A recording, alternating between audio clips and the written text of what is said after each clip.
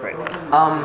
So I was having this conversation with Robin Hanson, and he was more or less just talking about the difference between abstract facts that are applicable in a lot of areas and, show up in a lot of places and you apply them, and relatively, and a much, and like relatively numerous, like particular, concrete, very situational, very context-dependent facts that really don't show up anywhere outside of whatever it is that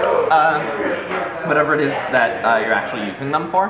But there's way more of them than there are powerful abstractions, and more or less he was just sort of talking about the relative importance of them. What does that mean to you?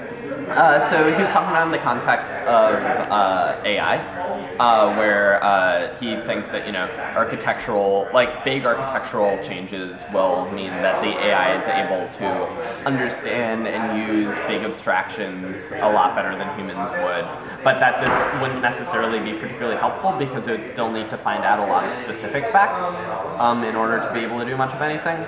And I didn't wind up agreeing with those ultimate conclusion. But it did prompt me to think a lot more about the sort of relative importance of big abstractions where you just need to fill in the details and sort of the interplay of them when you're trying to do things.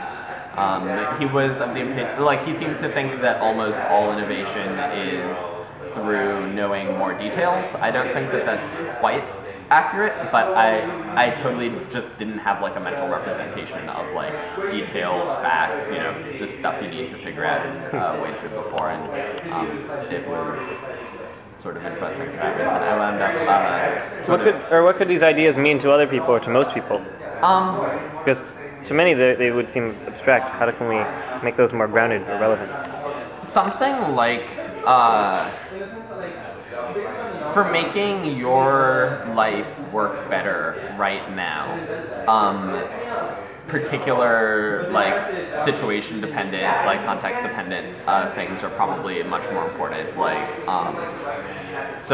For instance, in Asia, people squat while pooping rather than sitting, and this turns out to drastically reduce the risk of hemorrhage because your colon straightens out somewhat, and paleo arguments of people originally squatting down to poop rather than having chairs in the ancestral environment in our biology seeming to be optimized for squatting, and now if you listen to that, then every time you go to the bathroom for the rest of your life it's going to be slightly better, but there's not really you cannot go further with that idea. Now you know one thing to do, but there's nothing that it actually does for you anymore after you start doing that thing.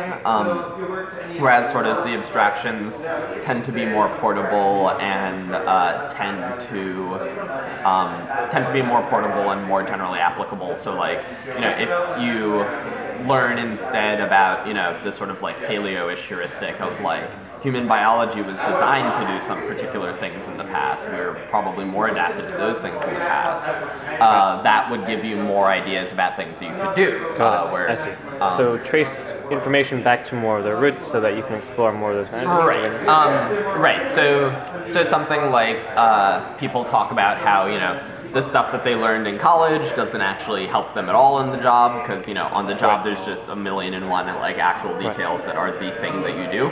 But more about the learning process. Right, but getting a degree is probably not useless because now you're better at learning stuff, and you would probably be able to switch into a fairly related thing more easily than someone who just learned that particular thing. Right. Awesome, great. And so totally separately, what are some things that you care about now as well? So we're here at an Effective Altruism. You were involved with the Rationality meetup as well? Rationality meetups, community?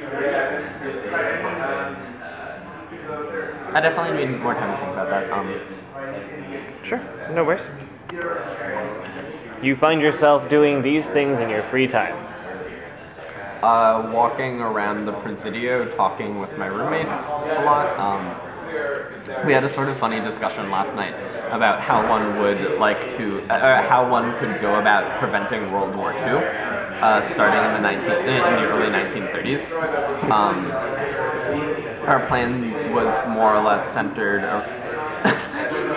It was a funny story. Our plan was to invent tax lawyering, which didn't exist at the time and seems like relatively low-hanging fruit, and use that to gain contacts around more wealthy people, try and get in touch with the Rothschilds and get the Rothschilds to start funding sort of German industrial projects in Germany to get Jews more involved in the sort of up-and-coming young German class, having parties at ski lodges with jazz music and stuff to get artsy people and have a fun adventure thing to do to invite people to, and generally try and have a set of people who are somewhat involved. The other major thrust of it was funding more radio projects.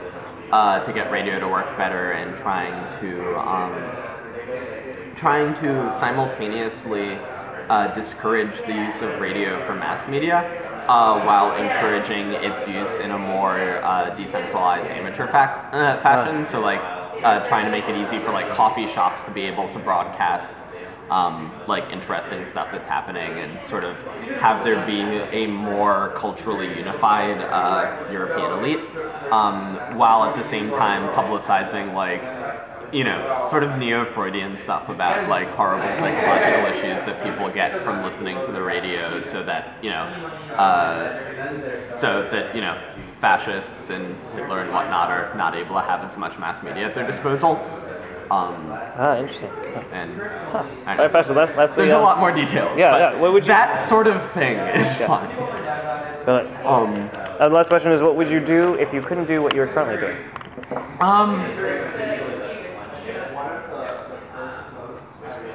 I know. I'd be so I'm somewhat confused about what concretely it would be like for me to not be able to do what I'm currently doing, because to be honest, I just sort of wandered into stuff and talk and work with people.